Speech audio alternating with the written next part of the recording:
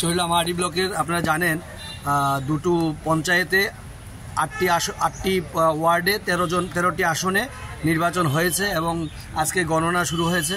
তো আমরা আশাবাদী, আমরা 13তে 13টাই আমরা পাবো, 13টা আসনই আমরা পাবো এবং মানুষ যেরকম সাড়া দিয়েছে নির্বাচনের দিন, সেই সাড়া অনুযায়ী মানুষ যে সবকা সাথ সবকা বিকাশের উপর নির্ভর করে এবং মোদিজির যে স্লোগান, সেই স্লোগানের উপর মানুষ নির্ভর করে, সেটাই আমাদের নির্বাচনের দিন আমরা প্রমাণ পেয়েছি।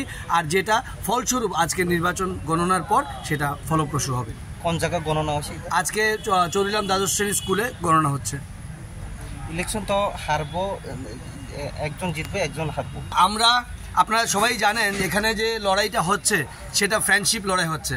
তো সেই জায়গায় দাঁড়িয়ে আমরা দুই শরিক দল, ওইদিকে এমএলএ সাহেব আছেন, চরিলামের এমএলএ সাহেব, আমি এইদিকে আছি। তো আমরা যে মানুষকে যে ভরসা দিয়েছি বা মানুষ আমাদের যে ভরসা দিয়েছে, সেখানে শান্তি ভঙ্গ হওয়ার কোনো প্রশ্নই উঠে না। ঠিক আছে, যেই জিতবে আনন্দ উল্লাসের মাধ্যমেই আমাদের আগামী দিন যে টার্গেট মানুষের জন্য কাজ করা, সেটা আমরা করে যাব।